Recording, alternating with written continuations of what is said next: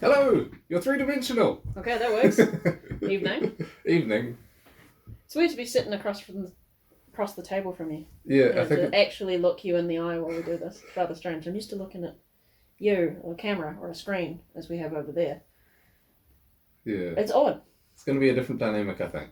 Yes. I'm on holiday. My wife wanted to go to a baby expo for our fourth child. So I'm back up in the land of the city dwellers. Mm. So how many total driving hours to go to the baby expo? 8.5, I think. But we went the long way. We went through the mountains and nearly got stranded in the snow, which was a great plan. That's 8.5 each way. It's 8.5 up, but I'm going to be taking a quick way on the way back. It's only going to take me like 5.5. Yeah, only. Yeah. New Zealand's still a small country. I think I'm pretty happy with I can go from one side of the country to the other coast in like 3 hours. Yeah. That's pretty good. Top to bottom. That's a lot longer because it's long and skinny. But yeah, just makes me think of that sort of travel time versus when the fastest way of travelling was horse. It would be like to get to that 3-hour trip to the other coast is a week. Oh, probably not a week. Several days at least. It is a journey. It's a couple of days. Yeah, I think West Coast to Greymouth to Christchurch. Back in the day, wasn't that bad. I think you could get from Greymouth to Arthur's Pass in a day. And when there's trains, that speeds everything up. Yeah, trains is a big deal. It's such a waste that we got rid of them. I think New Zealand is prime country for having trains everywhere. Like if I could have gotten on a train down south in Invercargill and rode it all the way up here, that would have just been perfect. Yeah. We would have done that, no question. Yeah. But we let them all fall apart, which is unfortunate. Well, the thing that I came across recently, which will make a good conversation topic, I think we both thought. Yes. Mouse Utopia. Sounds wonderful. Yeah, Utopia. That's wonderful. Yeah. Except for the it doesn't exist part. Yeah. Well, it was to set the groundwork for what it was. A scientist wanted to see how mice would react in terms of population growth to being unconstrained by resources or space. So he made an enclosure, which he made sure there were no diseases and no predators. And kept it relatively clean. Not the cleanliness levels that a human would want, probably, if they were living in it, but it was mice. Yeah, it was to their standards. Yeah. And human cleanliness levels are... ridiculous. I was going to say not universal. There's a lot of people who live in rather unpleasant conditions and don't care. Western cleanliness standards. Yeah. Ridiculous. So cleanliness standards, sure. Yeah. But, being in your house, my OCD is not so happy. So there's still a relative difference there. True. Sorry. No, it's just entertaining. On the Mouse Utopia thing, it's something I've heard about for a long time. Like, you and I listen to a lot of podcasts, people bring it up often, but never in a great amount of detail. And from the way you've been talking, it seems you've gone quite in depth to it. Yeah. More than most of us have. So, my OCD is saying I want to check the camera's still going. Of course. Yes. It's still recording? Oh, hooray. Way to cut the flow. No. Number is climbing. Gives my brain time to prepare the Mouse Utopia stuff. So, he started out with 9 mice in this enclosure that he designed to house 6,000 and let them go. The population peaked at 2,000. Okay. 1/3 of the total carrying capacity.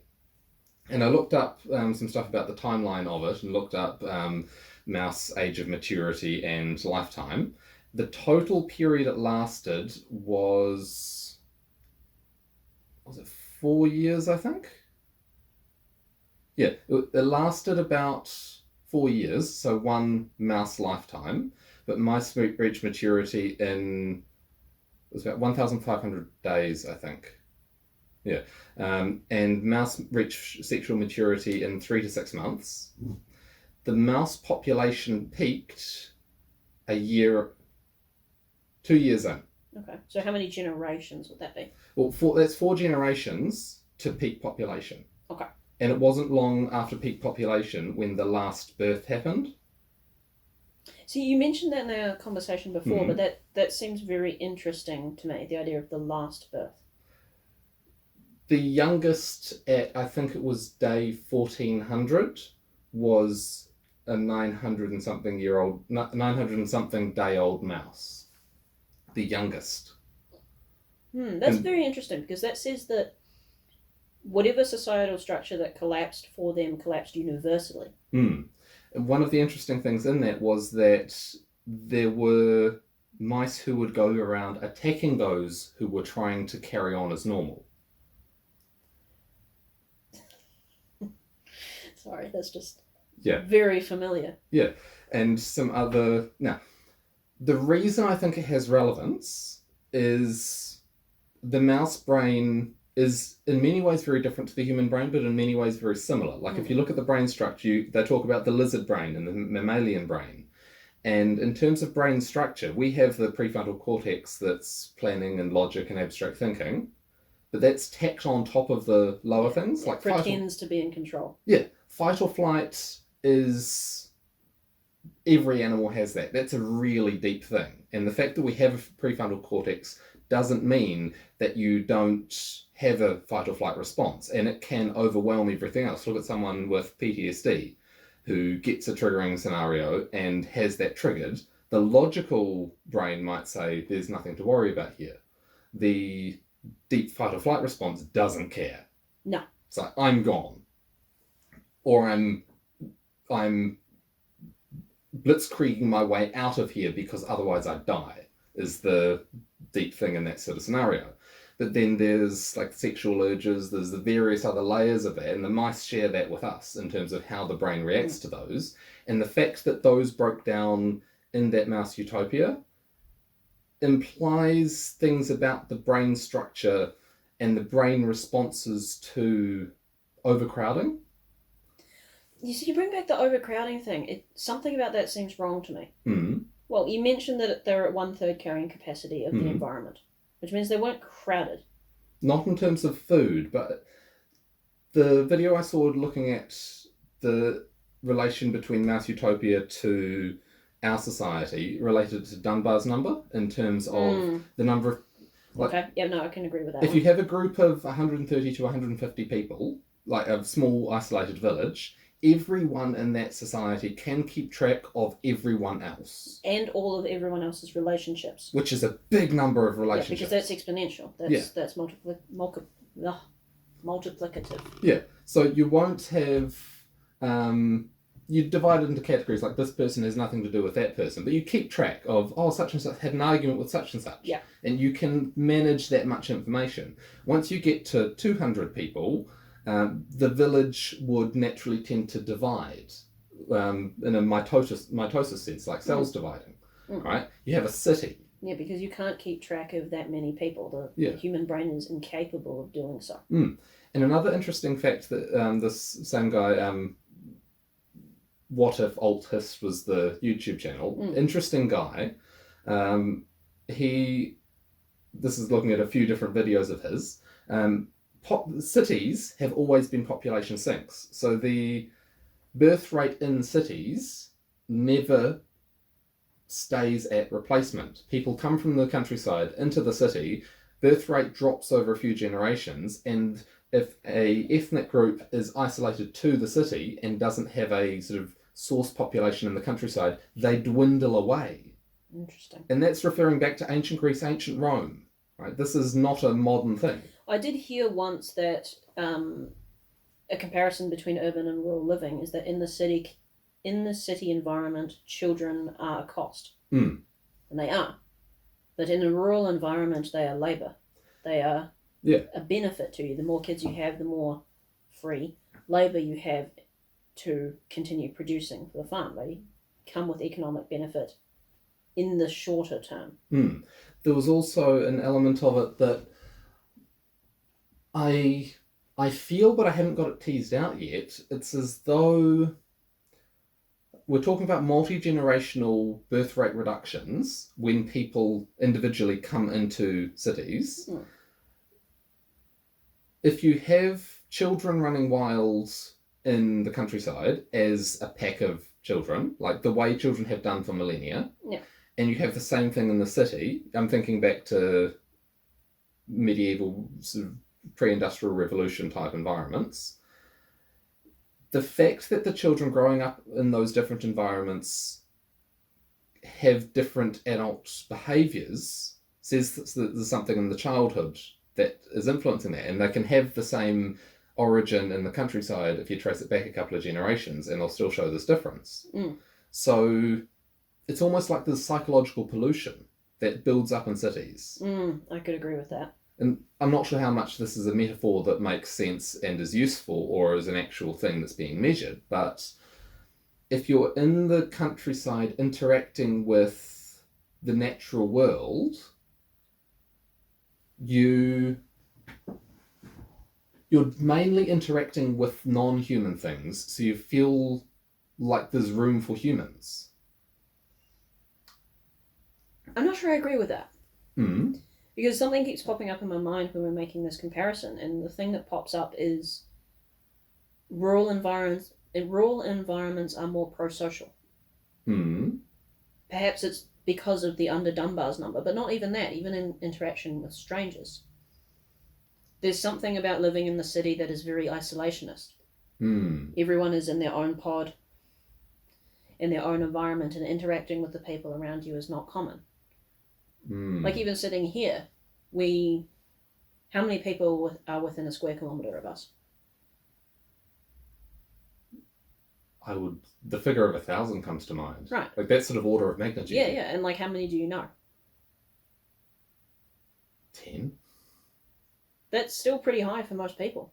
Like most people don't even know who their neighbours are. Yeah, and most of that's sort of via my son, essentially. Like at his school, I know the neighbours because he goes around to play with them, and they go to the same school as his. I know some parents of some kids he plays with, his teachers. The people who I go to work with are further away, and friends are scattered at a greater distance. It's interesting. It's the social network is not based on location anymore. You know people through connections to other people through a place, which is the school, but that's not your house. It brings up the idea of what's happening with the internet is that social groups are no longer have anything to do with the real world in terms of where you are. But it just makes me think that, in my home, I'm pretty sure I know everyone within a square kilometre. And that's because there's 5 to 7 people. But even if there's a cafe that you go to, you'd get to know the person who runs that cafe. Yeah. Because there's only one. Yeah. Here, I go to the shop, and the only reason I know a person who works at the local supermarket is because her kid goes to the same school, and we say hi. My situation's a bit weird because we're only about a half an hour's drive away from a small city.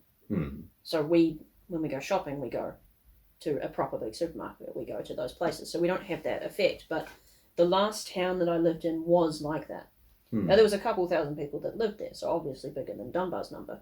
But you knew the guy who ran the chip store, you knew the person who ran the cafe, you knew the person who ran the supermarket. You never saw a stranger's face in those places working behind the counter. You knew them all. So it's...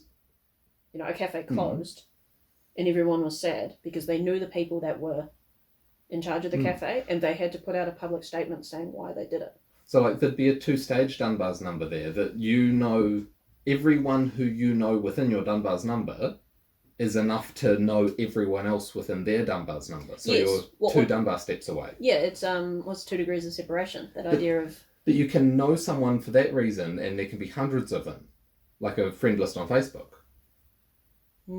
So that can exceed Dunbar's number, but I'm thinking of yours as closer.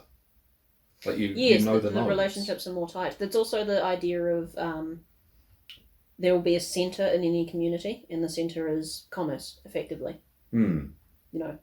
It may only be 15 people, but those 15 people are the heart of the town because they run the shops, they run the pub, they run all these things. They would see everyone in the town. You might only see 100 people. The people that you know from this place, the people that you know from that, people you know from church, whatever, and then the people at the shops. And then everyone has their own version of that in the town, but they're all able to be centered around one central group. So that's the idea of one step removed from the Dunbar's number. I imagine, that brings up an interesting idea. If you had a central group in a town that was the commerce hub, and that town, that was a Dunbar's number size. I don't know a Dunbar's number for a human being. I thought it was 200 something. No, I think it was 150 to 130. I've seen recently 130, 120, but I heard 150 previously. So we take 130. Which is ridiculously larger than our closest competitors in that number. That doesn't surprise me. Yeah. Like, say we take 130.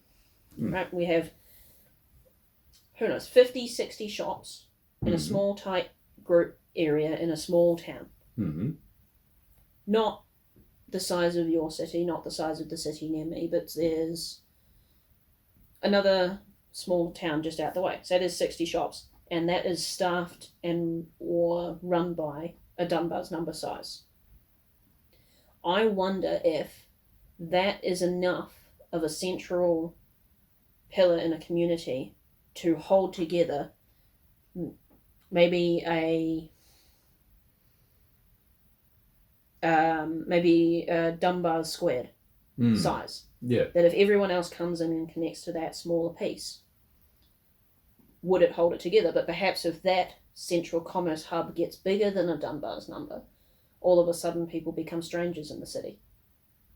Because there's enough shops and enough places to go to that even just buying your own groceries, now you meet strangers behind the counter. And the number of people interacting with the shop owners and shopkeepers exceeding Dunbar's number by a reasonable margin, then you can't keep track of everyone, so you don't even bother to try. Yeah. I wonder if there is, if human beings have a sort of one step removed Dunbar's effect as a way to break beyond that barrier. Because in all fairness, like, logic should say that we could not have a settlement larger than Dunbar's number if that was the way things worked. Now, maybe we can't sustainably. If you cut off immigration to a city, would it die? Perhaps.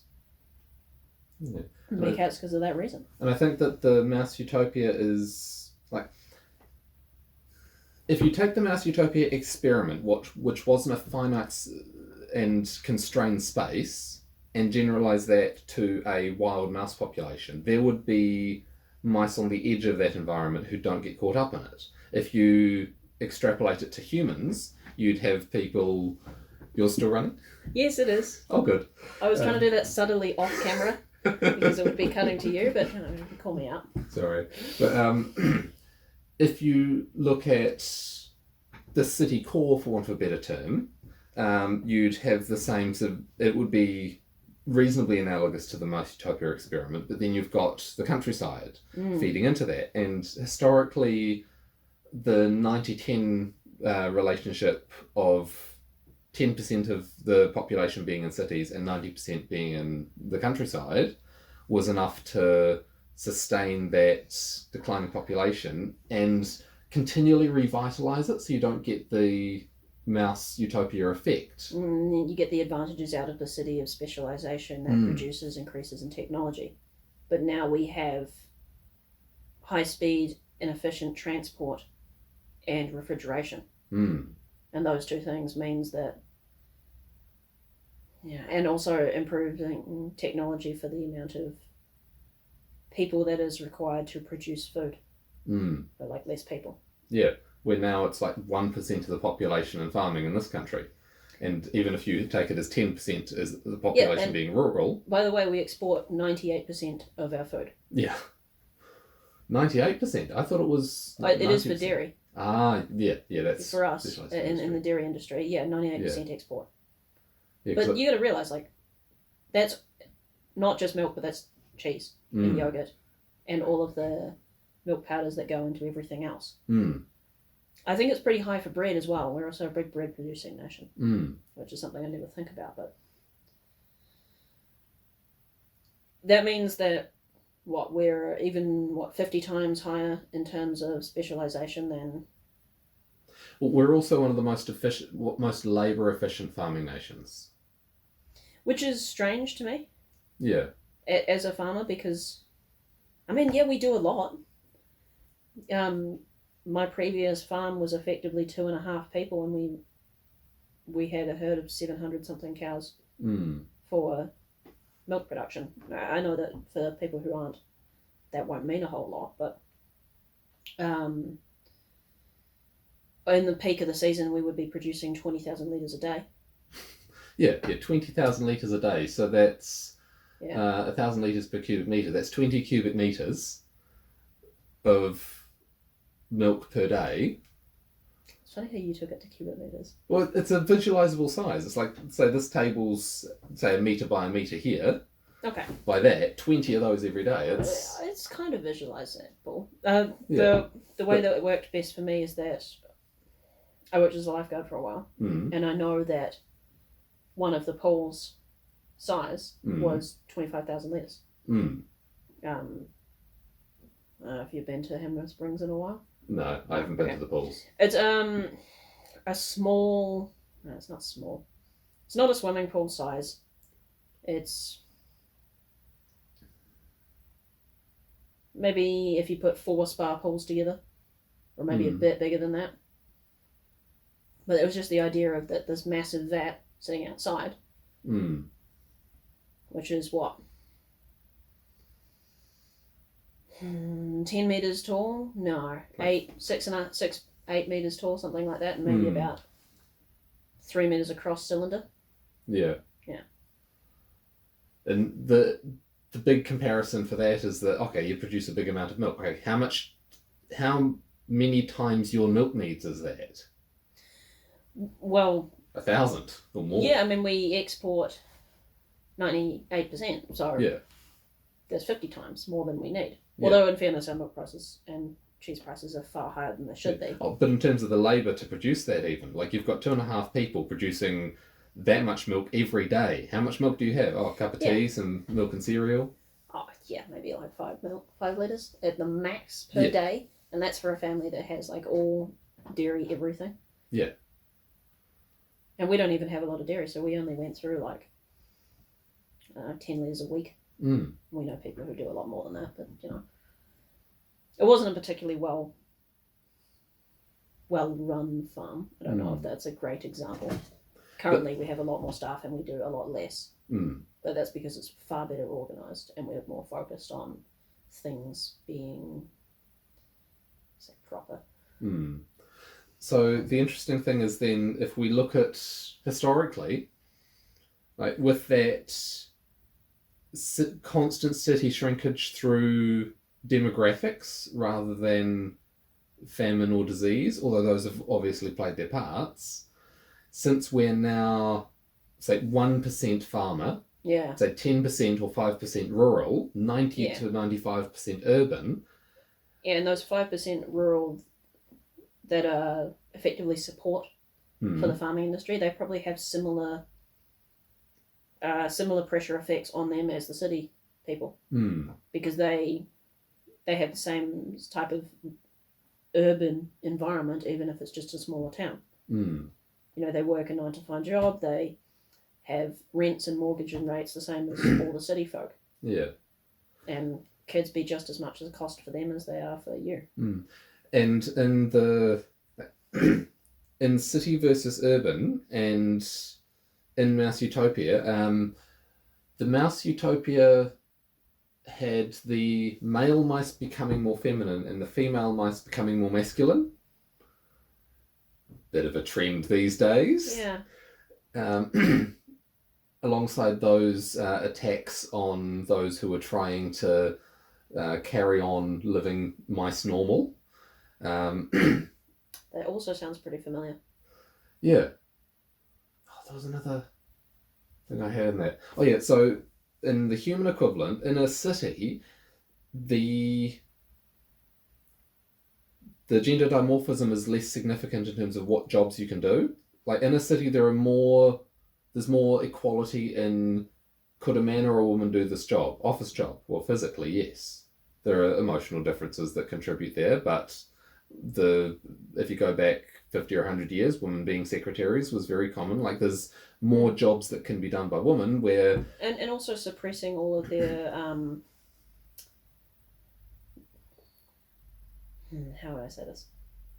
Suppressing their natural hormonal response to regulate their behaviour and make them behave more like men through the use of massive amounts of hormonal therapies for the past 50 years. I see what you're referring to. That probably isn't helping either.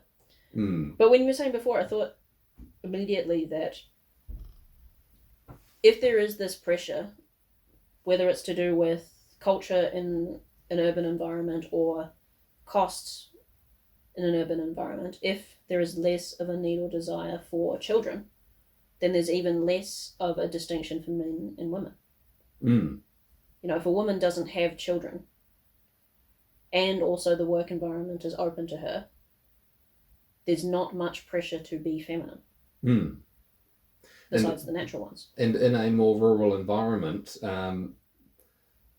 especially if you go back to a time when wolves were a present but if rare danger, like that sort of things are a little bit wild, the idea of having a man to provide protection was appealing, shall we say. Whereas these days... It's not just protection. Like, you make the point of the differences between men and women in terms of the workplace. Women can do all of the farming jobs just fine. It's not physically demanding. I mean, I can do it. And, you know, I am shorter than the average woman. Stronger, but shorter. But, you know, it still has its problems. But it's dirty. Yeah, I was going to say mud. Yeah, like, even in the city, there aren't that many women plumbers. Yeah. And they don't work in the sewers. And this isn't saying they couldn't if they wanted to. But they don't want to. Yeah. And it's a case of, you have some options. What do you want to pick? And we're observing a trend in what's picked, which historically is well-founded. Yeah. Women want to be in the workplace. We demand to be in the workplace. It's like, well, we'll let you be secretaries and nurses. No, we demand to do everything else. We want to be engineers and CEOs. Okay, sure. Now you can do that. What are you going to be? Oh, I'll be a nurse. Yeah. Okay, sure. You going to lay bricks? Nope. Yeah. Going to work on oil rigs? Nope. You going to shovel shit? Nope. Okay. That's fine.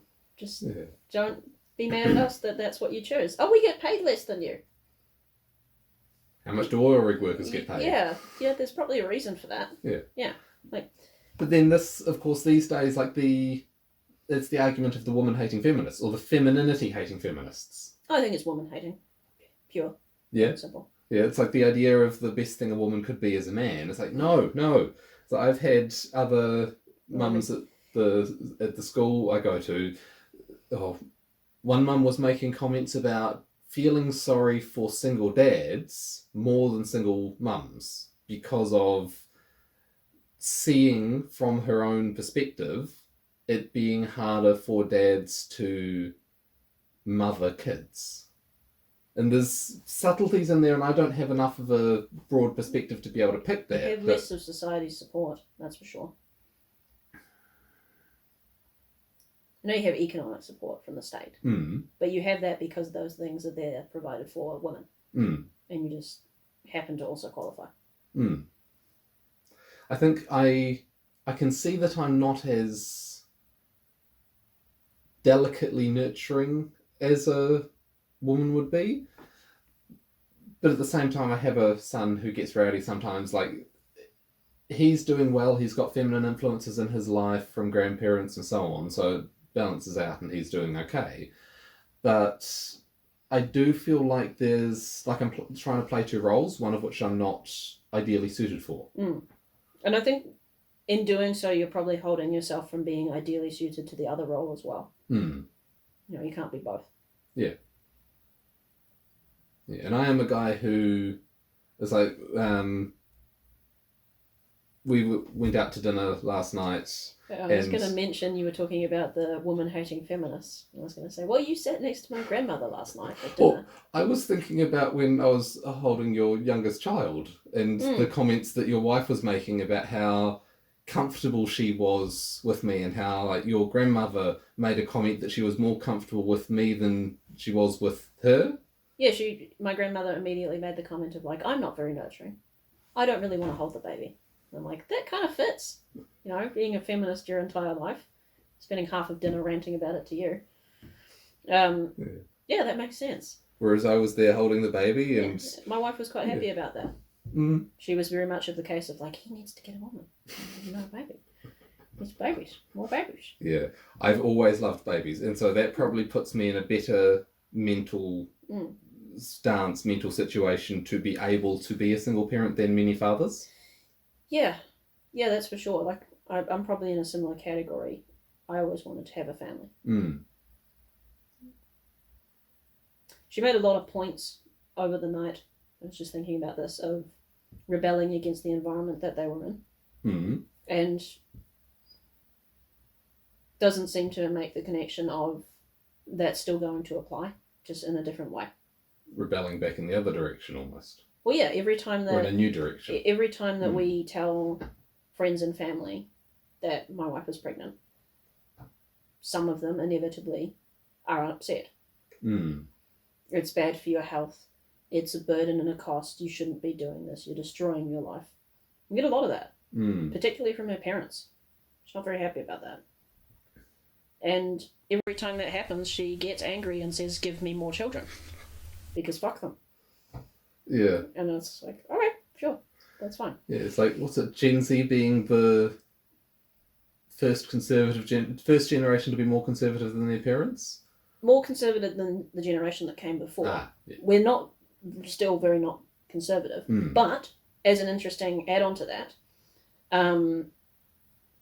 we are the most vehemently against political correctness.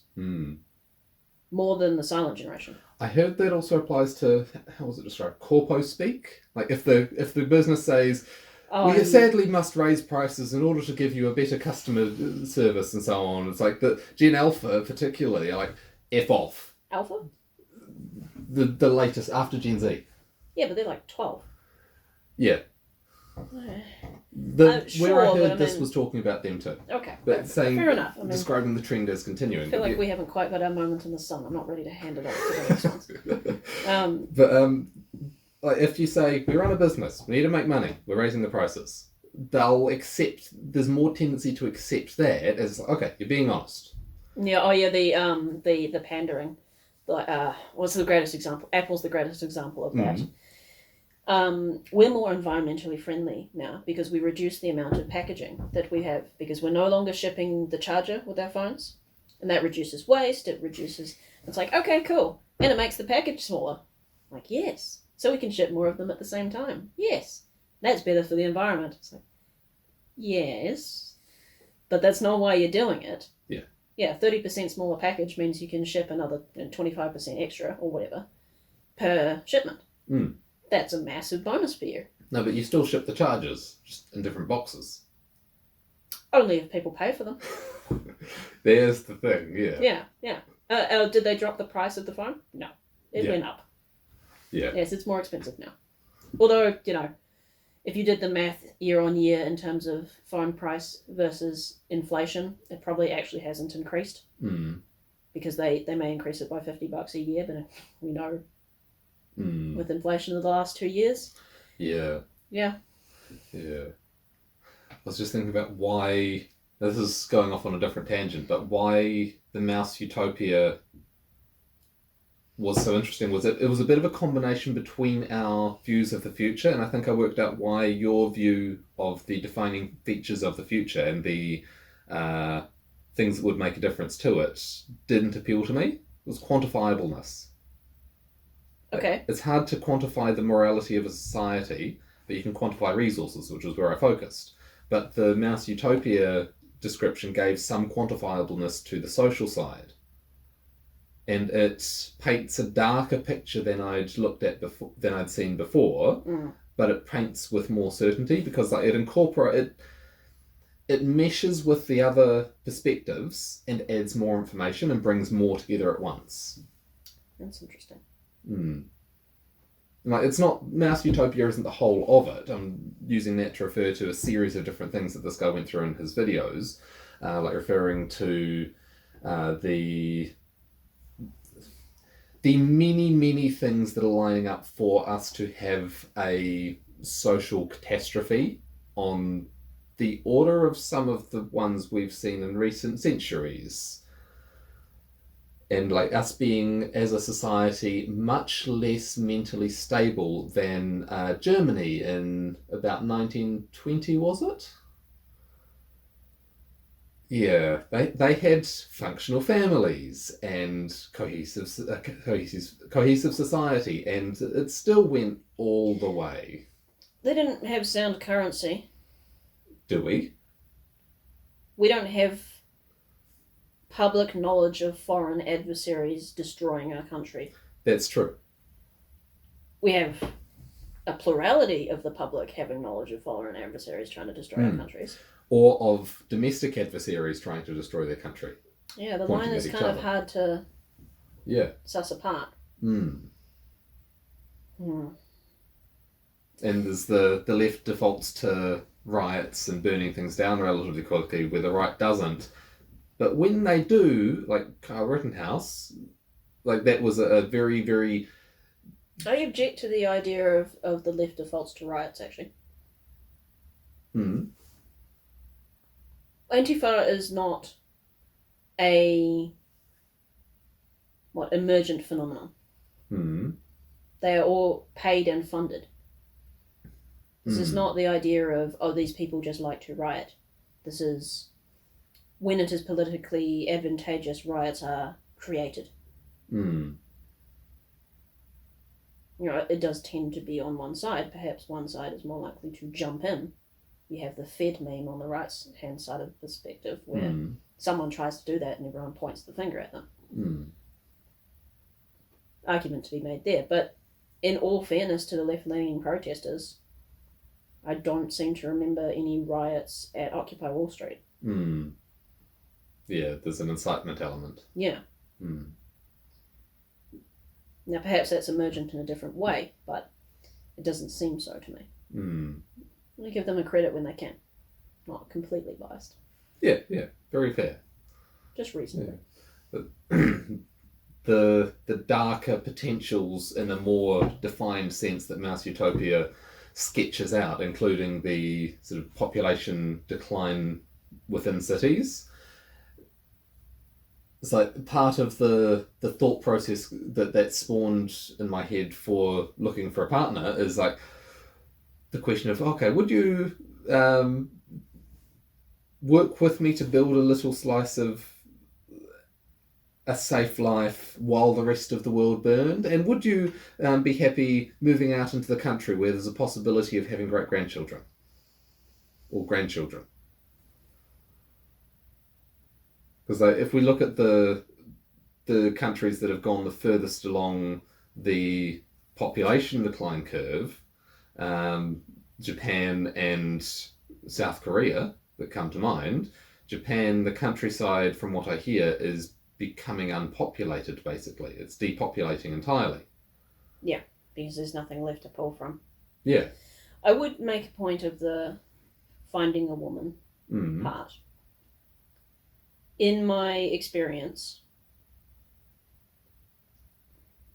make this very clear, in my experience, women are looking for a man who they would follow. It's not so much of, will she go out to the countryside because she wants to. It's a case of, you find a woman who respects you enough that when you say, I would like to go to the country for these reasons, she says, I respect and trust you, and I will follow you. Yeah, I guess it's a lack of fear of breaking a nail if she has to dig a spud that I would look for. Yeah, perhaps asking about gardening. Yeah. Although in all honesty, it'd probably be a good filter, but majority of women love that. Yeah, I'm going to get onto that topic. You I guess we've said a lot about how this Mouse Utopia thing analogizes to our situation. Was any cause found? There were causes speculated, but I don't recall a specific, this was the factor that caused Mouse Utopia being pointed out. Decadence was raised as a coincident factor in... That makes sense in my mind. Which could be observed in Mouse Utopia and in various societies as they approached their decline, where... What was it? It's inward focus. Yeah. It's toward hedonism. Myself. Me as the highest value. A attempt to dismiss the old rules and, say, defund the police. Unburdened by what has been. Yeah. Let us have our hedonism and our enjoyment of our own... impulsive whims. Yeah. And so within that, the cities degrade, while... So the non-religious cities... and the religiously conservative countrysides, because those two factors seem to coincide in that way. There's a constant tension there throughout history. It's fascinating that in an urban environment where there are more people, the central focus of the world becomes the self. And in the rural environment where there are less people, the central focus of the world is the community. Because you wouldn't care for children or want to have them if you did not care for the future community, which is even more than the present community. I have a suspicion that it links to a mammalian brain or lower anti-population cliff evolutionary trait. So if the population's climbing rapidly and there's still enough food... Like a defence. But it starts to feel crowded... If you start to have a little bit of a Mouse Utopia situation where that pushes the birth rate down... In that space. Yeah, then you peak out before you've consumed all the food, and then the likely overconsumption of food because there was a sudden time of plenty which won't last forever. We're not evolved for technology. For the sheer quantity of food we've got these days? Or... Well, yes, but what I mean is that in evolutionary history, that idea of eating up all of the environment and then dying because you can't produce more is common. Because the pie is fixed. It doesn't grow. But we have just created technologies to grow the pie, but that doesn't mean our brain has changed to suddenly accept that is no longer the case. Well, that would take style. Thousands to hundreds of thousands of years for that to come in. Culture evolves much more quickly, and our culture has attempted to adapt to it, and there's drafts that it's come up with over the past few hundred years which change every generation. That comes back to what we were talking about last night, the point about Nietzsche's comment of we must create our own values. So that if we cannot rely on our built-in understandings through evolution or our subconscious, we have to articulate and understand our positions and act on them. Like, I moved to the country, I've decided to have many kids, this is a great cost to me. And my intuition and my emotions and my whims are definitely not to do that. You know, if I could sit on my ass all day and play video games forever, that'd be great. Can't do that and do this. It's a thing that I had to consciously come to. Same with accepting responsibility. This was a choice that I had to make. I had to understand it all the way through. You know, I didn't brush my teeth or clean my room until I was like 17 and discovered Jordan Peterson. And even then, not until I'd listened to like 300 hours of lectures. There is a gap, a ravine that must be crossed between having it built in and understanding it explicitly. Even within that, there was something I saw in that video I sent the link to today when the water faultist guy was on Modern Wisdom. He mentioned that 40% of the population decide what to do themselves, and 60% follow the crowd. So if you have... In the mouse experiment? No. In society, in surveyed towns and such, if you have... 40% seems pretty high. Yeah, but if you have 20% on either side of a debate, they're the 20% who make up their own mind. Start with 20% doing something. That feels about right for the political process, so yeah, I agree. And then that 60% in the middle, if they perceive that the majority is on the no side of a particular issue, say, then they'll just follow along with that. COVID. Yeah. But then if you can convince that 60% that actually it's the other side that you should follow, then it very quickly switches from 20% support to 80% support. And that lines up with what I've heard about tipping points, which is like 15%, which if you think about that, 20% being distributed through the population. There was like 11% of Russia was communist when they had the Bolshevik Revolution. Yeah, it doesn't... 11%. Yeah, tipping points don't take much, but if you've got that 11%, you've got the people who they directly interact with, who are sort of peripheral to their circles, and then some of that 11% are... They'll start bringing in just followers in the follow the crowd sense, and then that momentum can very quickly switch the max proportion very quickly switch the balance of power. And people will feel that. It'll ripple outwards subconsciously before it's understood. Fear will grip immediately before people understand what's happened. Yeah. So if that 60% are following evolved impulses, and you've got 40% who are the this could be taken in a terrible way. Thought leaders. Well, my brain immediately goes to we like to believe that humanity is special because we're all conscious. Are we? All of us? Because I really strongly get the feeling that some people are more so than others. The NPC meme. Yeah.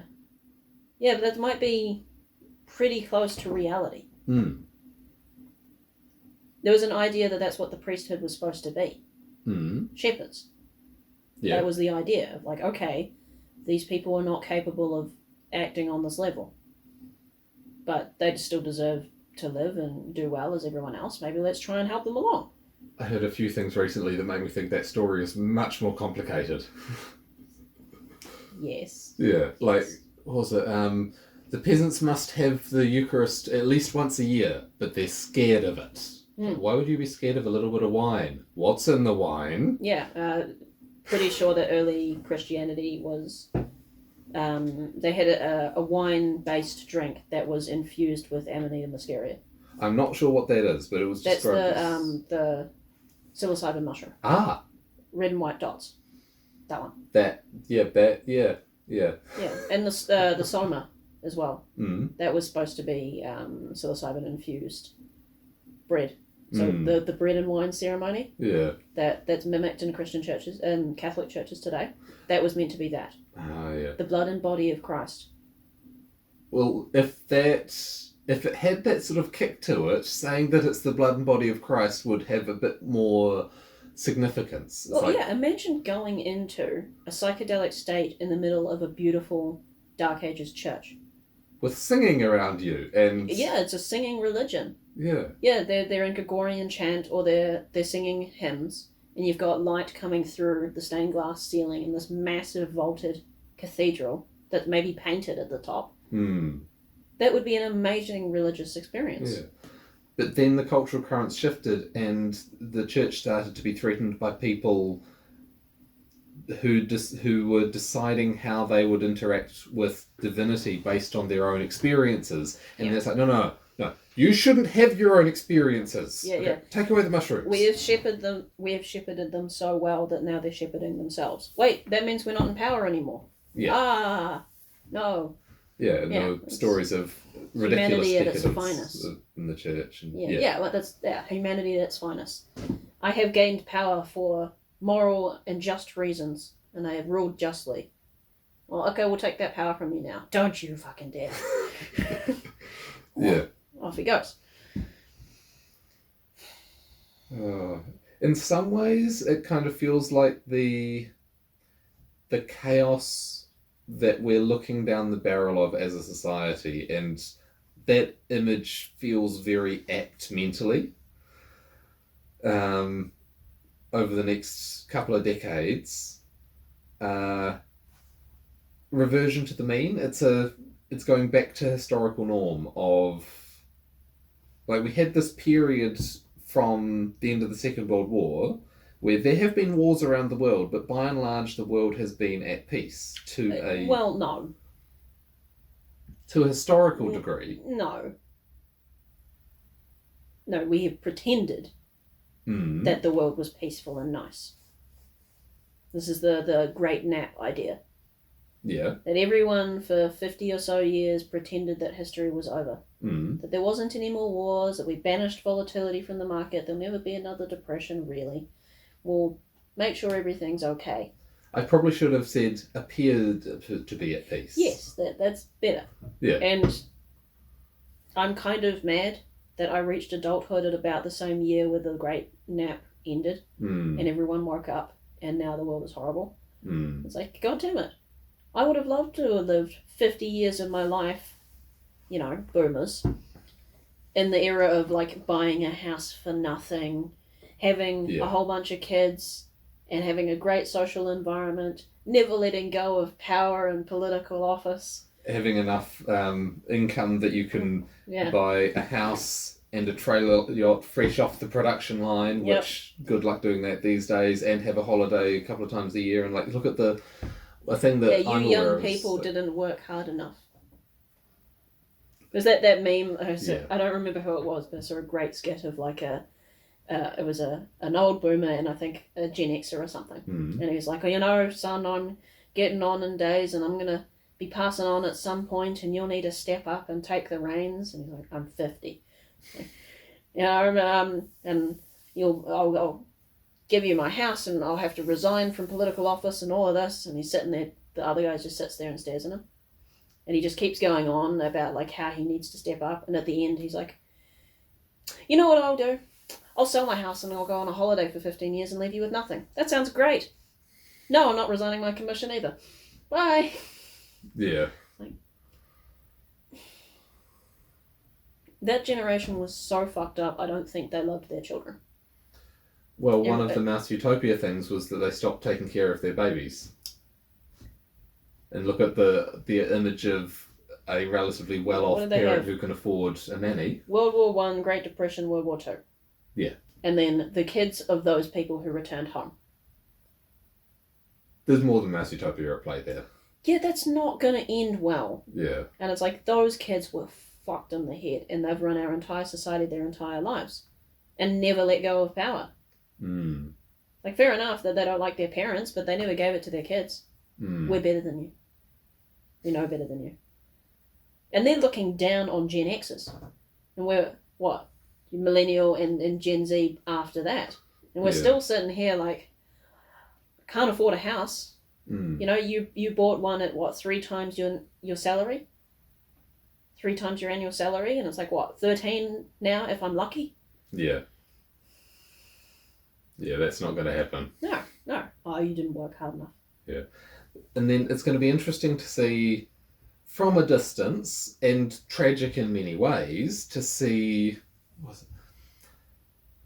The house prices are a good example, but it's everywhere through the current economy of, like, okay, so many people in the Western world have their wealth tied up in a house or some sort of retirement investment. But let's focus on a house because it should be representative of the economy as a whole. When they want to, say, move to a retirement home or something and go to sell that house, and then it's like, oh, we have 3 boomers selling houses and 2 people ready to buy them. It's like, what's the price going to do? Yeah. Oh, well, corporations will start buying them and renting them, which is what's been happening. Yeah. Well, didn't one of those companies that was buying them go under because it was overpaying for them? Oh, that'd be great. I'd love that, but I don't know. Yeah, I think one did. But that's a great trend that is corporations buying them up and then just becoming like slumlords renting to all of the people. It's all just going to degrade. Yeah, and rents have gone through the roof for that reason. Mm. But the other problem is like, okay, you want to bring down the house prices. That's pretty painful. For obvious reasons. What you really want them is to like stop and then bring up everyone's wages somehow. But that's, our currency's so fucked that's never going to happen. Everyone keeps proposing capital gains lately. I don't know if you've been noticing that. Yeah. Seems like that would do it. It'd be incredibly horrible in the short term, but why do they keep proposing that? These people who are on the side that appears to be destroying the country, or all of the Western countries, why do they keep proposing large capital gains taxes? What would be the knock-on effects of that? They don't have enough feel for the surrounding territory. Your house increased in value by $100,000 this year. Yeah. That's 25% of that. Oh, as it increases in capital gains tax on unrealised gains. Unrealised gains. Yeah, that's you owe us $25,000 now. Well, I can't pay that. Well, you better sell your house. But I'd have to buy a cheaper one. Yep. Oh, and then they go on the market, and then the prices start dropping. And I don't know why, but a large portion of people on the right-hand side of the spectrum, or first-order thinkers, or whoever, look at these people and say, well, those policies won't work, so they must be stupid. What's the actual goal? Why are they doing it? They're appearing to be stupid, but that's one level deep. Go one further. They know what they're doing. Why are they doing that? Exactly. Why do they want to crash the economy? Because they know that that's going to do it. They're not stupid. There's a lot of things that... And why in that particular way as well? Because you can crash the economy a bunch of different ways with a bunch of different policies, but their policies, they're not by accident. Why do you want to do it in that way? Why do you want to crash that particular sector? Where's the advantage? What's the reason? There are a lot of things that they're doing that seem to be on a social or a societal scale suicidal. Yeah. Like a lot of the left end, the pro-abortion side, or the pro-childhood manipulation in the service of the current fads. Mutilation, not manipulation. Yeah, both. Well, yes. That's social intergenerational suicide. Because, like, having kids is bad. Being a mother is bad. And... if you listen. If you listen to what they're saying. Yeah. Yeah. Oh, I'm talking about what they're saying. Yeah, but I mean, like... Yeah. Okay, they know that. So why are they doing it? And they're doing it to themselves. They're trying to do it to the rest of the population. Are they doing it to their own children? The politicians doing that to their own children? Not the politicians, it's the activists. Yeah, but they're just mouthpieces. And not that many of them have children. No. So they're still not doing it to their own children. This idea of like, these people want to destroy marriage, these people want to trans the kids, these people want to do that. It's like, okay, these people still live in gated communities that are all white. That never changed. Ever. Their kids will go to private schools. So they don't have to worry about any of this. None of their children are gay. Guaranteed. None of their children are trans. Guaranteed. They didn't abort any of their kids. They're still married. And they're not going to be paying those stupid taxes either. They'll repel their own way out of it. Oh, yeah. And so will all their friends. So who are they doing it to and why?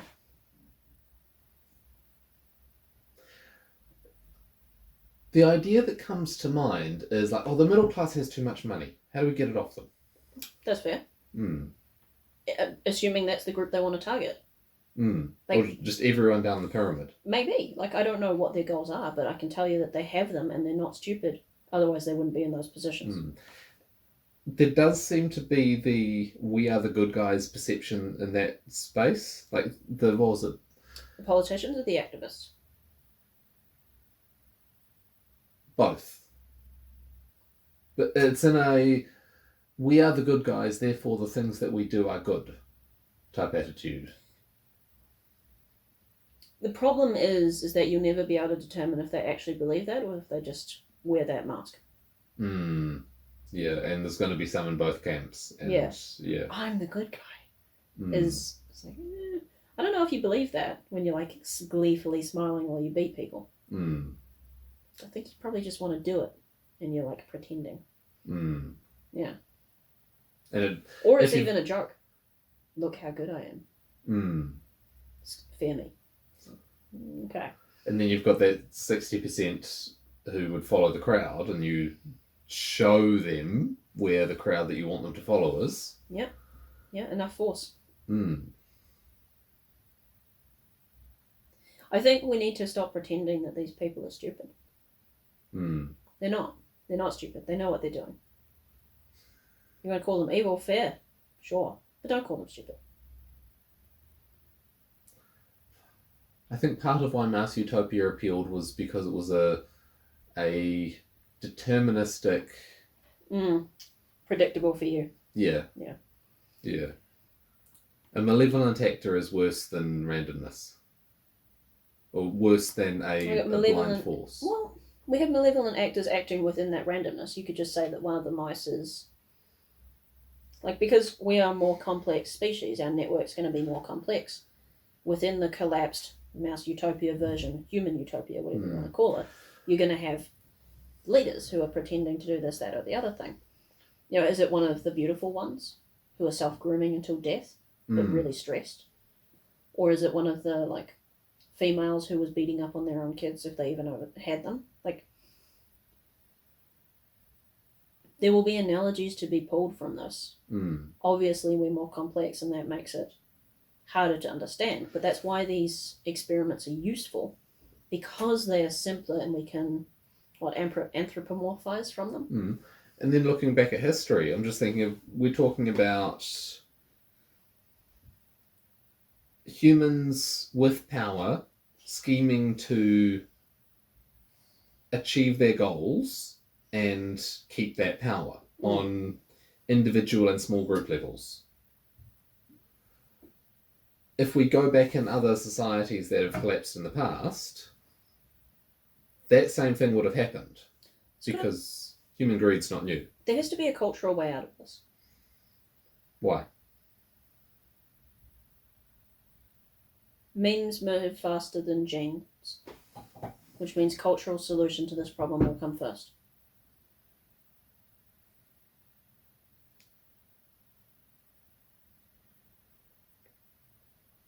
What I mean is,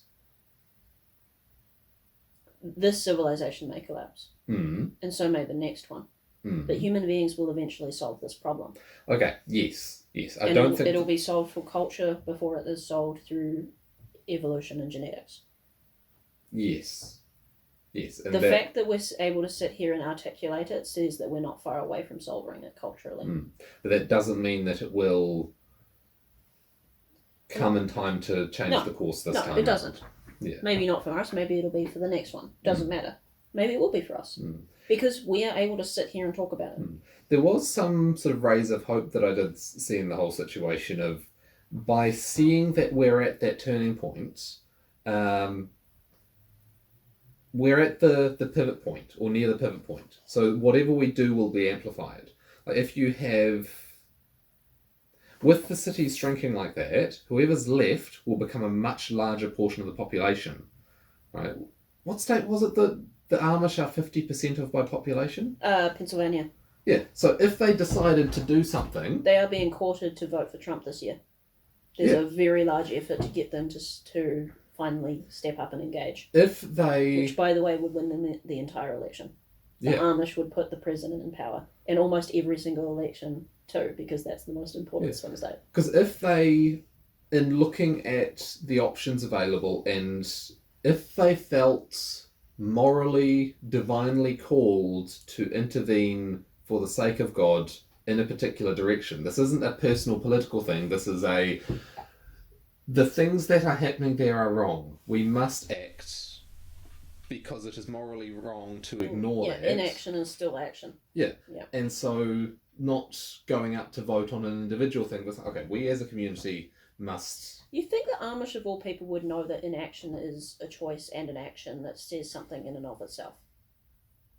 I don't have enough knowledge. They actively reject technology. Which is a statement of True. Our choice to not do that, our inaction and not participation is in and of itself a statement. That's their whole philosophy. You feel like they would have that with politics too. It's like, you are choosing to not act. Fair, say that's your philosophy. Fine. But that means you own the responsibility of doing nothing. It feels more like a contamination concern, like by... Well, it's probably both. Yeah. Yeah. Yeah, like by participating in politics, you are contaminated by it. I think the important thing there is to note that the future is always with those who have children. Yeah. And if the rest, like, if the Mormons are 1% of the population declines by 96%. It's not the Mormons declining. Yeah, they have lots of kids. Yeah, every single generation goes on, their share of the pie increases.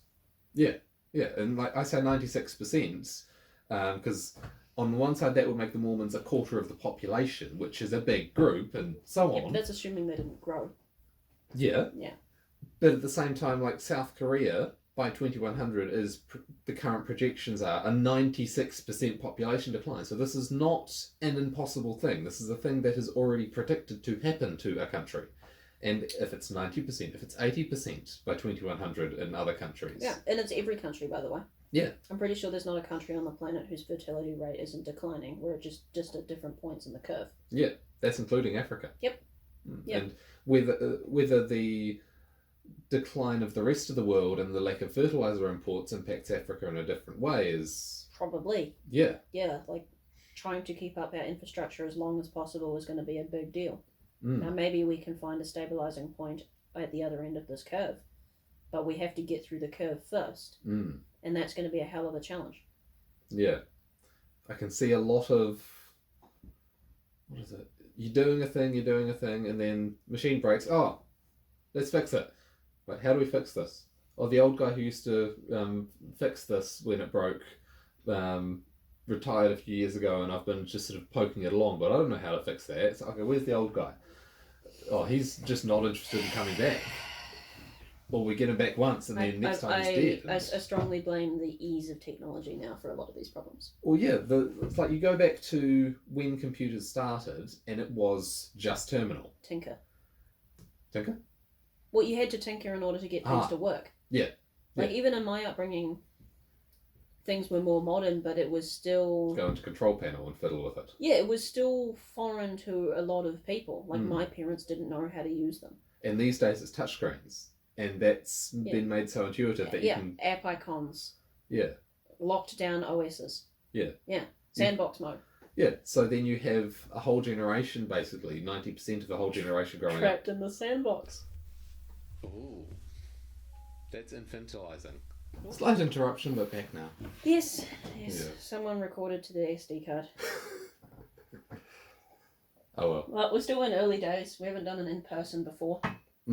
Hopefully we can do more. I like this. I like the setup, and we're trying to do a bunch of editing stuff with this. You'll know how it worked. And if that worked, then this would be a cool thing. Obviously, living far away, less likely. Yeah, next time you're in town. Yeah, or we get you out to the country. Long way to come. True. But I did look up how much flights cost. I didn't mean for holidays. It's even more of a long way to come then. True. Yeah. Yeah. Yeah, I've got the social support network here. No, fair enough. Yeah, we don't have fuck all in social support network, and it sucks.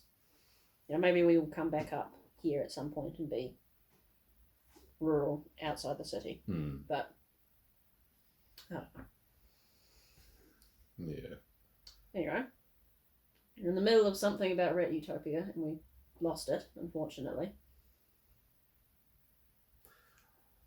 I might be able to cut it so it finishes your point a little bit, but Yeah. We'll see. It's going to be definitely interesting times. It's easy to almost fool yourself into thinking things are stable because that's what we're told.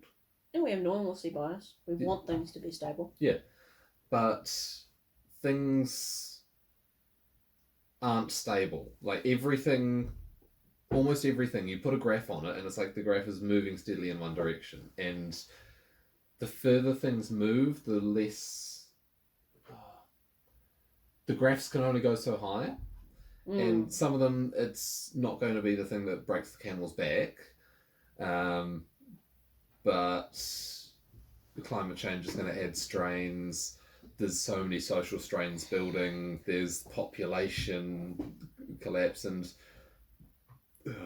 even if you think the population is too high for the carrying capacity of the planet, even if we took that as a starting point, the population decline has its own problems. Yeah.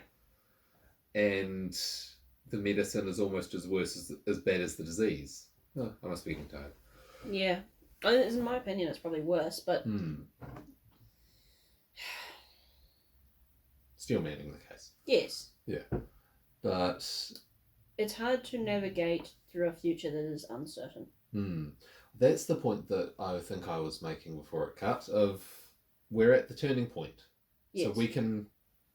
The populations that keep their birth rates up will have a massive impact on the future, but also what we decide to do now will have a massive impact on the future. Like something I was doing some research on today, how to take PDFs and put them on microfilm. And I'm not talking specially bought microfilm. I'm talking I buy a roll of black and white film and set myself up so that I can put, say, 10 pages of PDF in one frame of film. And I'm thinking something with mirrors and do a multiple exposure and something. But my plan for the future is to... not my plan. My plan, that sounds wrong. A world where we lose all of our technology is not going to be a pleasant world regardless. I want to aim for a higher star than that. Like, good backups to have for sure, but if we end up in that situation, things are going to be so horrible I can barely imagine it. And I don't want that to happen. Even if I'm wrong, I'd rather aim for a higher star and fall short. Well, even if it takes a long time to decline, photographic film these days, if stored well, can last for a very long time. So this might be something for 200 years in the future. I have kids. I don't really want to think about the 200 years in the meantime. That's true. But the point stands that one person doing something like that these days could have a massive impact. That's true. If you learn how to make your own solar hot water heater, then you could be the person in your community who knows how to do that. If you're someone who collects tools because you can't bear to see them go to waste. I am hoping that we can solve this culturally. If we can solve it culturally, an explicit understanding or in meme, then we can prevent this catastrophe from happening. It'll still be unpleasant, we'll still tighten the belts, but we can prevent it from being a catastrophe if we get it right on the cultural front. I feel like if we think of like distance from the city core, the people who are right out on the edge, who are basically bushmen, they'll be fine. They might have to switch to something other than a rifle. Want to prevent the collapse. Yeah. But my point is that I think that now they'll be fine no matter what, basically. As you move in, if you look at the city core, I think city core is basically a lost cause. But the better the cultural solution we can find, the less we can, or the more we can contain the mouse utopia of the city core. And okay, I see what you're getting at. The more we can stop the fire spreading. The obvious hole to poke in that is the point we brought up before about social networks are not based on location anymore. So the city core is distributed throughout the city. It's not in a single place. But I get the point. Some people will flee. Some people will stay. I really do think we have a shot at solving this culturally simply because we're able to sit here today and address the topics explicitly.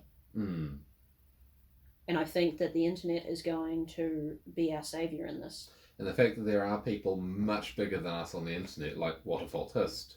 Oh, and even bigger than that. Yeah. I mean, the Eric Weinstein interview that we saw the other day had a lot of this in it. And political shows have been talking about it for a long time, even on Rogan, talking about these things. Yeah, and well, he's bigger than the entire CNN network. Yeah, he's combined. not even number one anymore, too. Oh, really? No, there's some, I don't remember who, it doesn't matter.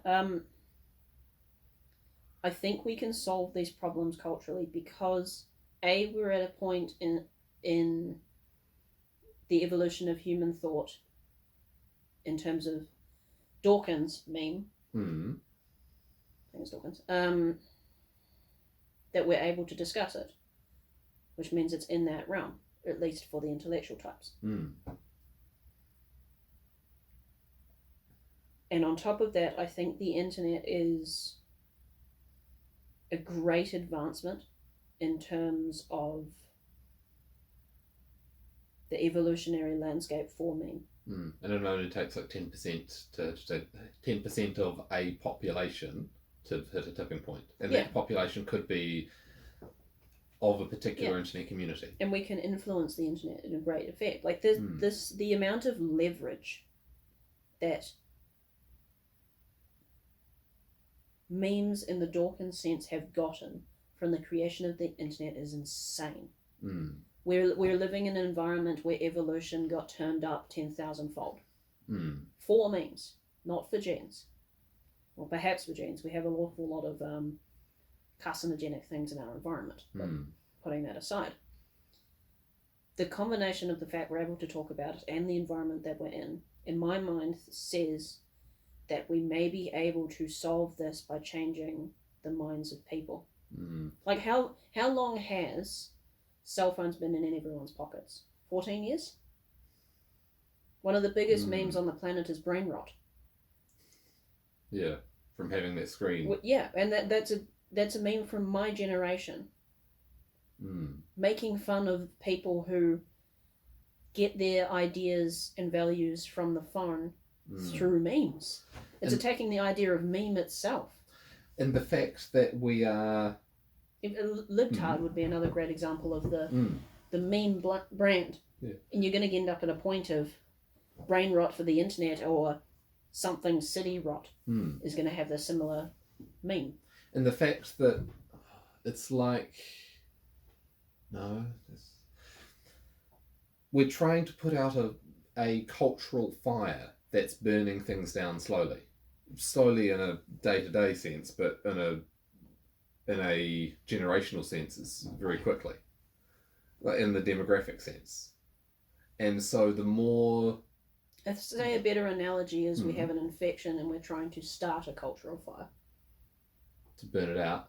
Yeah, but the key thing being, the reason I chose the fire as the thing we're trying to put out is because it's reducing its own mass continuously and trying to consume more. So all we have to do is increase resistance to it. We don't need to heal all the damaged core that's caused. We're trying to... And a lot of the people chewed up and spat out by it themselves are converted against. Yeah. Yeah, and so we're not trying to win the battles. We're just trying to... tip the scale. Yeah. Yeah, so it becomes a self-defeating mechanism, even if it takes a while. Yeah, because it's already self-defeating. It's just... The question is, do we get defeated while it's defeating itself? We just need to... And you stop feeding it. Yeah. Yeah, the rural people need to stop feeding it more children. I feel like they're thinking that. Yeah, I'm not a big fan of schools. Yeah. Really not. I would really like Department of Education to be destroyed. Are homeschooling rates going up? I feel like they are. Although they're also making it less legal. Yeah, it's very hard. Yeah. And you know, I'm sort of having that fight on the home front. We're doing it for high school. That is guaranteed. They're not going to public high school. There's a line from Eric's interview that really stuck with me, which was public school for the neurodivergent is akin to torture. And being someone who went through public school, I very much agree with that. Yeah. I missed high school, thankfully. I think that's the key. Because I don't see a problem with primary. Like, I had some issues in my primary school, sure. I had a very disciplinarian female headmistress in my primary. Yeah, this is ringing some bells. Didn't get along great.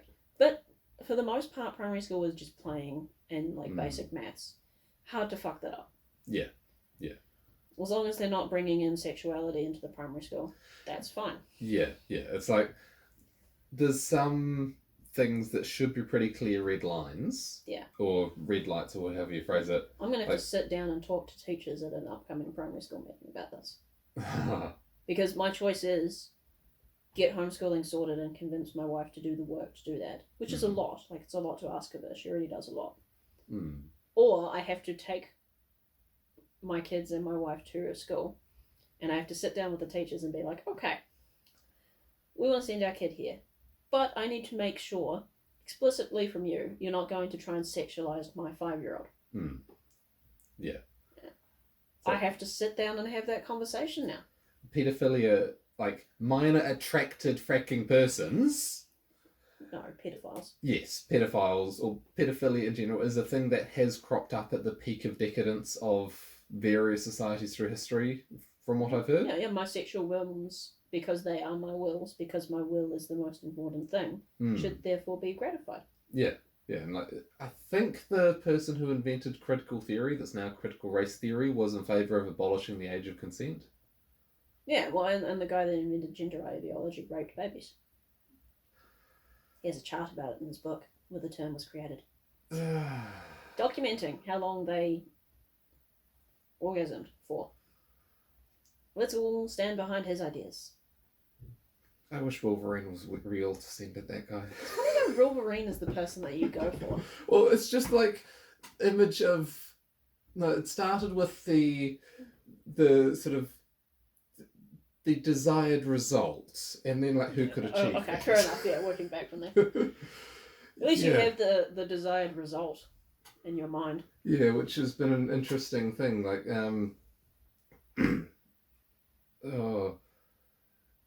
it's been interesting to explore that potential for... Now, how to phrase this has been an interesting thing too, but potential for aggression. Because, like, with these days society, like soy boys, same in the mouse utopia of the feminization of the male mice, right? This seems to be a signal in the data. I'd love to know about the data points of testosterone for the males in that experiment over time. Apparently their feminization was hormonally driven. Yeah. There is a paper written on it, so that sounds about right. Wasn't was it BuzzFeed or NPR did a thing of like, let's go test our testosterone to see the soy boy meme. And their testosterone was lower than the average woman's. And it's like, oh, isn't this so funny? Look, haha. It's like, if you did that through the medical profession and went to your doctor, you'd be like rushed to the hospital immediately. This is not good. And there's just some average guy who's like, oh, I'm going to do this as a joke because right-wing people are mad about it all the time. Yeah. And it's like, I think that... I went to my doctor and I asked, hey, I'd like to get this tested, I'd like to know. He's like, oh, why do you want to do it? Because I want to know. That's not good enough. You need to have a medical problem. Prevention? I don't know, that's not helpful? No. Not allowed. Like, okay, different doctor, thank you. Yeah. Bye. But it's just insane to me. That maybe is a greater symptom of our nation's healthcare system of like, hey, there's this thing for my health I'd like to get done. It's like, do you have something wrong with you? I'm the one who makes diagnoses about what tests should be done. The cult of the expert. Yeah. And also, we only do things after the fact. Helpful. Thank you. Because we're the experts and we know best. Yeah, exactly. Yeah. The trust that led to that is being burned steadily. Yeah. Well, I know we're at the end of the show. We probably shouldn't go on for too much longer, but there's a funny anecdote I want to throw out. There's this YouTuber I watched for a while who went and did one of those tests. He was like a mad scientist, effectively. That was Pyro. Maybe. Yeah. I don't Tornado remember. chasing? No. Oh, okay. No, he would like hook up like 56 car batteries. Yeah, that guy. Okay, yeah. Yeah. Yeah, so he went and got his testosterone checked, and it turns out it was like 6,000 or something. Yeah. Off the charts high. He's like, haha, this is funny. And then they're like, no, wait a minute, it might be cancer. And he's like, oh, fuck. And then now he's fighting with them and fighting with his insurance companies and stuff. It's just... Yeah. And it just made me think of what the top comment on that video, which was, these insurance companies must have some mad balls to deny the mad scientist who blows shit up for fun, who has 6,000 testosterone insurance. I was like, yeah, kind of got a point there. Fuck. Yeah. I wouldn't cross that guy. He's got enough laser firepower to blind you from a mile away. Yeah. He can down planes if he feels like it, and you're like, oh, this guy has 6,000 testosterone. Let's not help him. Ignore that. You heated up the wall so much that it melted the glue tack off your painting. Oh, yeah, I was using it to reflect the light, so now we'll look a little more yellow.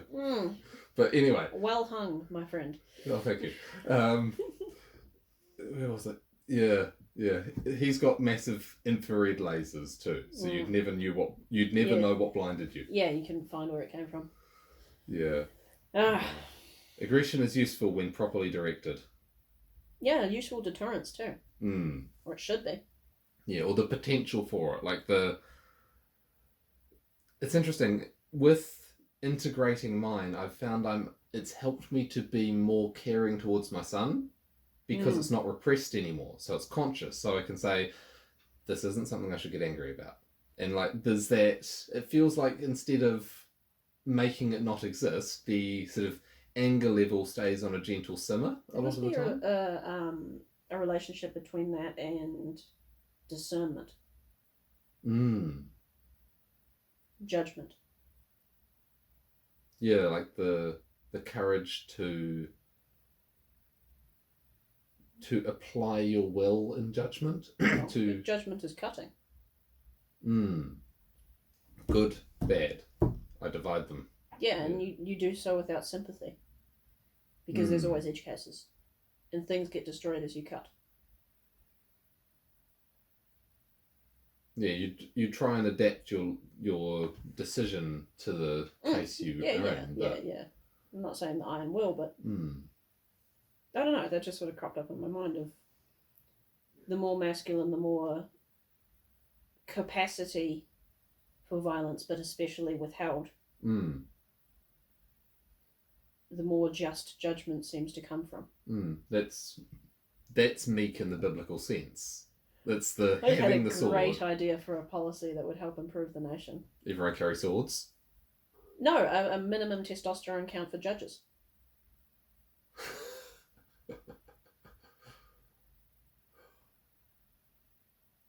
Or many professions. That's an interesting one. Sorry, your testosterone is below this average level. And not the average level of this generation, but one of 5 generations before, where you keep lowering the standards. You cannot be a judge presiding over proceedings. You're too emotional. Sorry. Okay. That'd be an interesting one. There's so many things that could be done, so many policies that could be done that would make the world better and are not done through cowardice. Through fear, through inaction. That's not saying that they should be pushed through blindly. No, of course not. I'm not making that claim. It's just... I can see why the ancient philosophers had a great problem with democracy. It's like audience capture as a system. Like an idle speculation that we'll see a decline in democracy over coming decades. Yeah, this is my point about the state of modern politics in the West, is that you're either going to keep marching on this path towards communist totalitarianism, or you're going to have a hard swing back in the other direction in a traditional, well-run system that is authoritarian in a different way. Either path is authoritarian. Yeah, like monarchy is a dictatorship with history.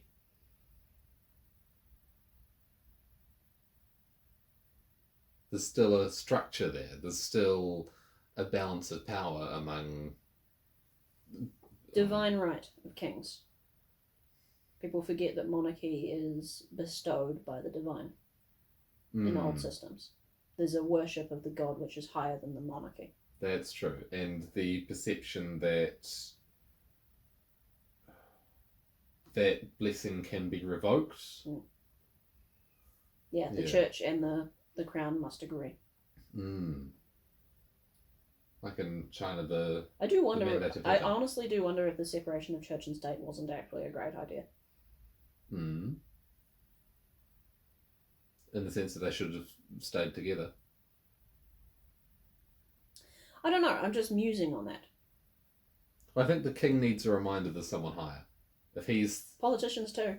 Yeah. Yeah, that's my point. Yeah, like the king can act as a reminder to the politicians that they're not the be all and end all. But if the king's the one making the decisions, he needs that reminder too. Yeah. Although, in all fairness, that's not working so well in England at the moment. The king still has technical authority, and they're falling to pieces far worse than the American system. Sorry. Yeah. Yeah, lots of two-tier policing happening there with the gang rapist of children gets off with a slap on the wrist. Well, yeah, and the kid that got arrested for calling the police horse gay.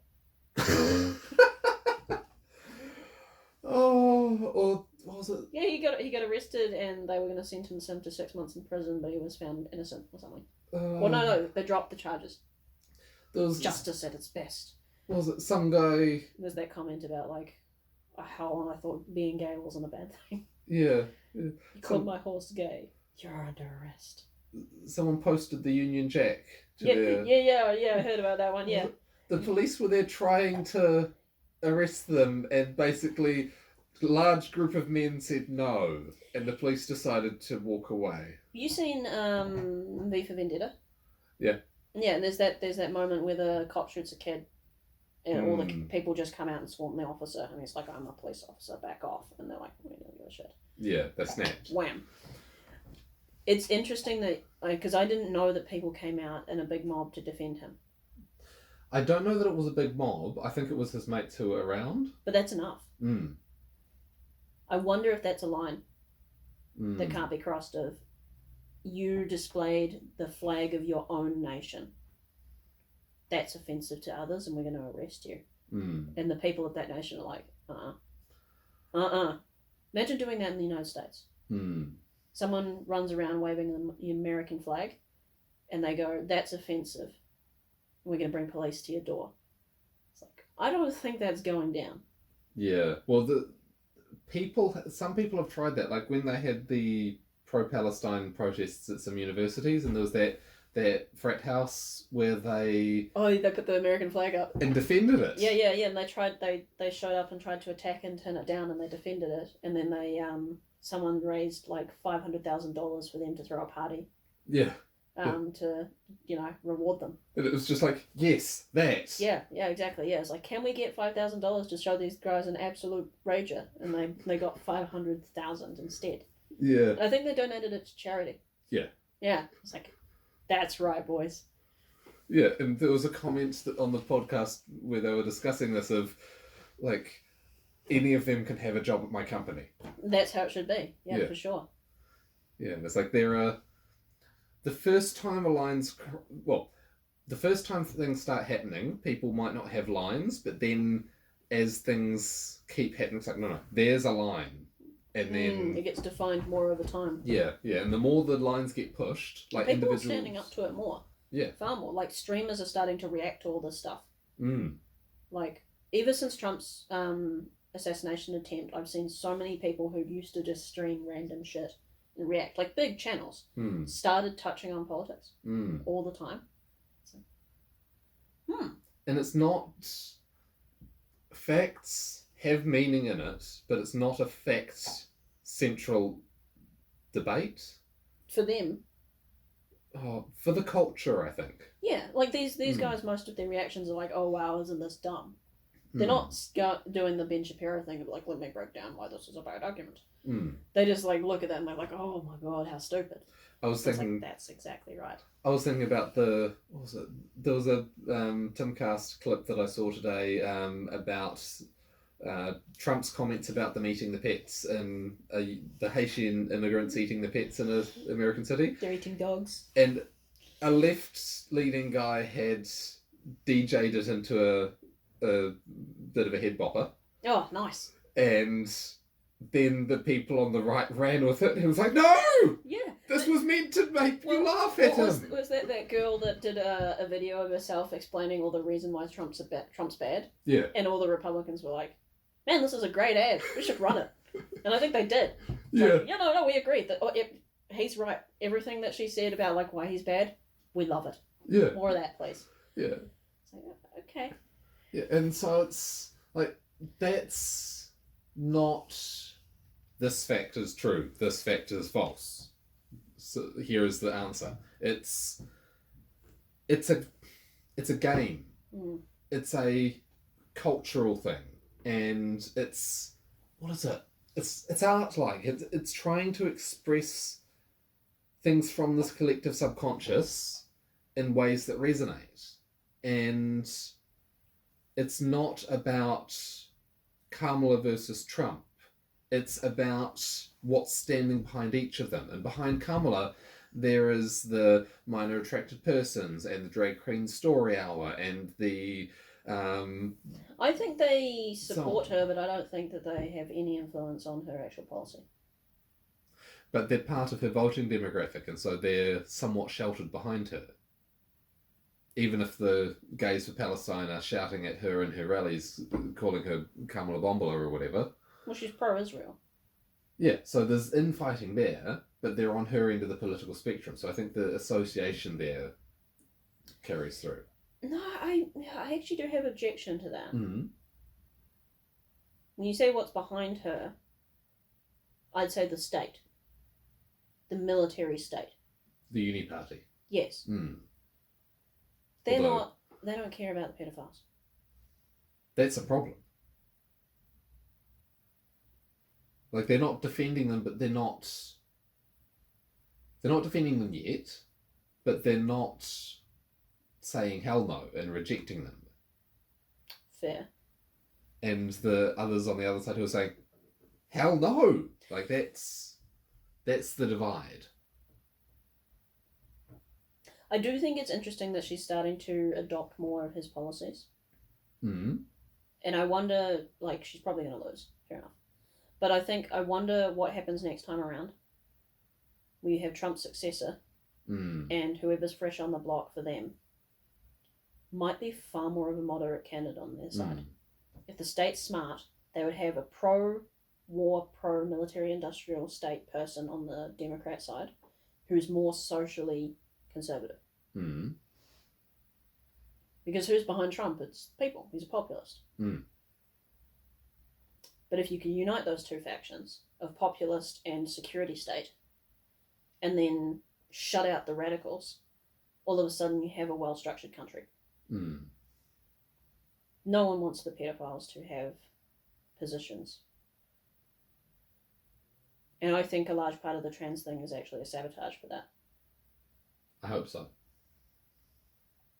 Well, I have to believe that the security state actually wants its own continued existence, and they are smart enough to understand the consequences of their actions, which is likely.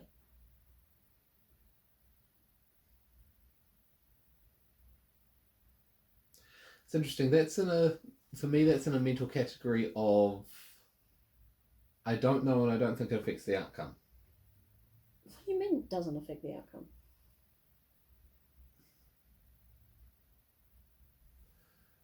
Whether they understand that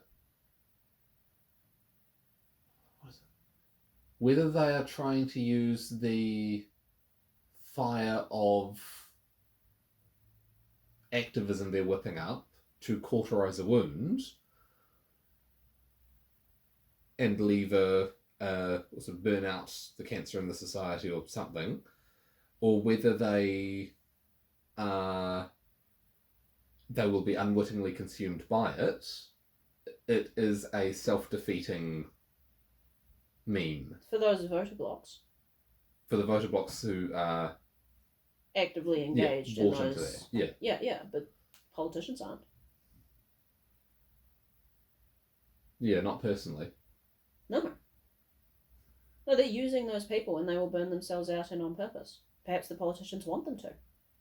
But whether them burning themselves out will take those politicians' careers with it is... They just retire into cushy jobs in the security state. Yeah, that's true. All they need to do is deal with Trump. Whether that's have him in office for 4 years, which they don't want because they think he'll dismantle their military plans for defeating China, which is fair and all. Like, I honestly believe that if I was briefed at a high enough security level, I would be pro-Democrat. Because if I understood their plan well enough, I think I'd probably be on board. Because I'm not a fan of China winning. I am anti-communist.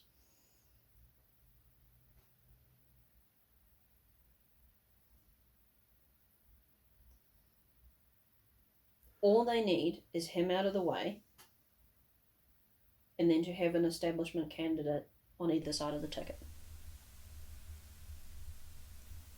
Get him out of the way one way or another, this election or the next, irrelevant. When they have a Republican running who they own, they're happy to let the left loose. They just need them to win now, because they don't own the Republican side of the ticket. And they haven't since he stepped on the scene. Yeah. Which means they have to pander to the base on the left. And cheat.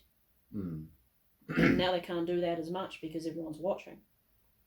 Or they know that no one will believe it anyway, so they can cheat all the more. People believe it. When you're referring to people?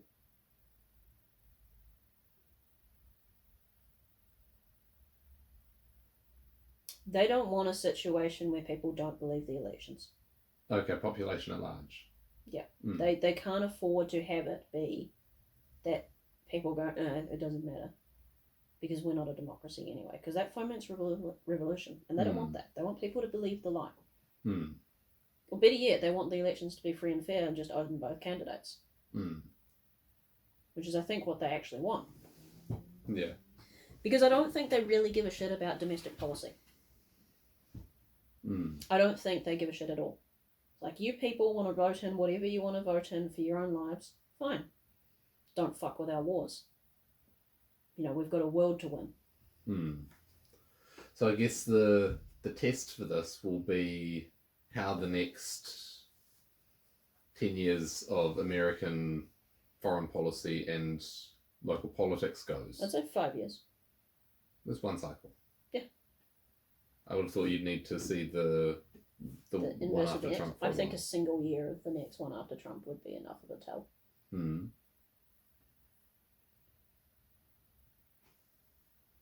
Because my fear is that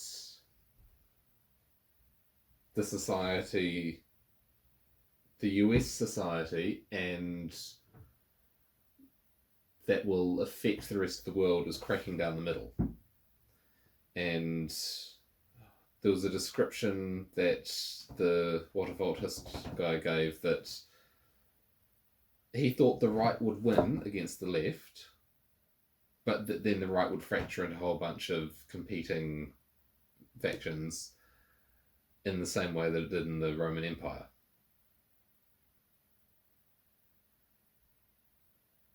Yes, I think so.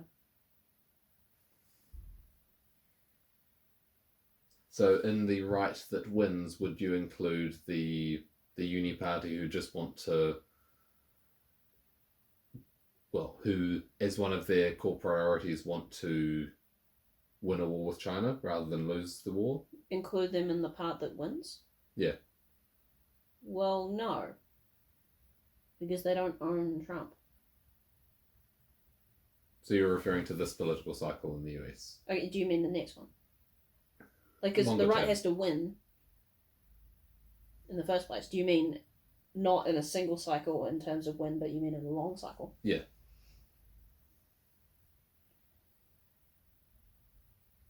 Like the left end of the political spectrum, not just not being in power, but being... What, like left in history? Yeah, yeah. Yeah, I think I could see that.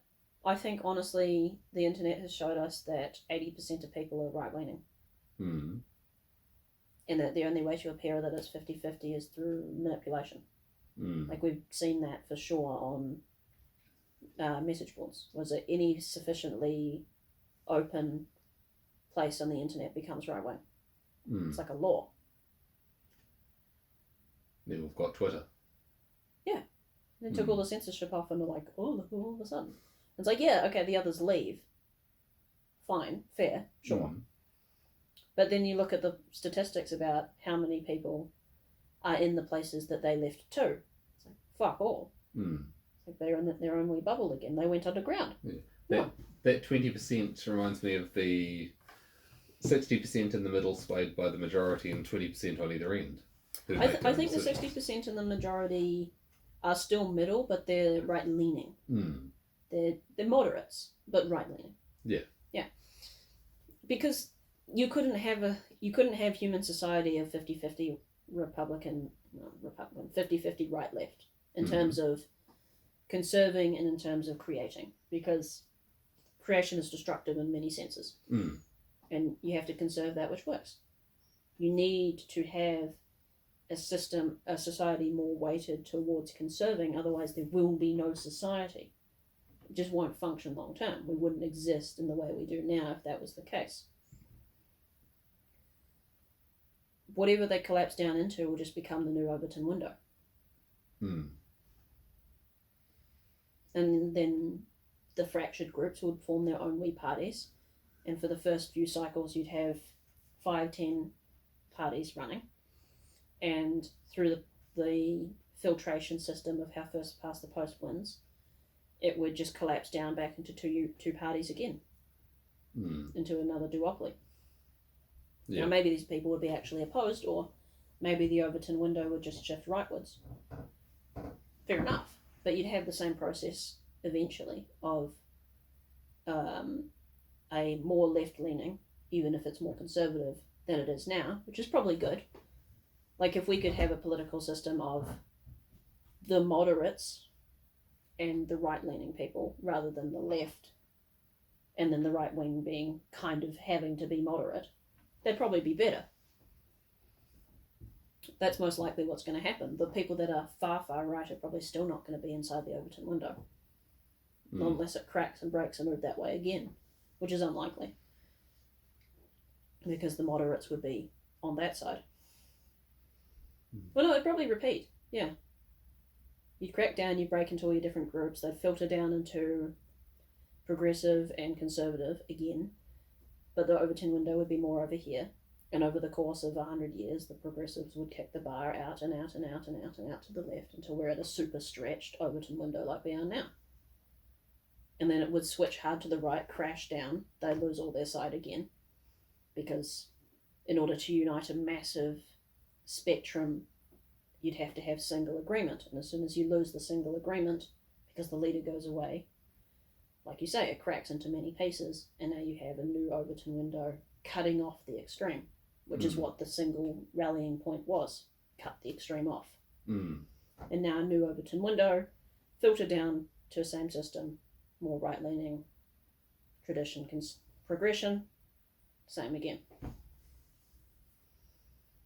That's taking place within the There's a couple wider years. Cycles as well. There's a couple 100 years there, Yeah, for sure. yeah. Oh, tired brain now. Fair enough. Ready to call it for the evening? Yeah. Let's call it that for our first face-to-face episode. I think we did all right. Yeah. Oh, evening, everybody.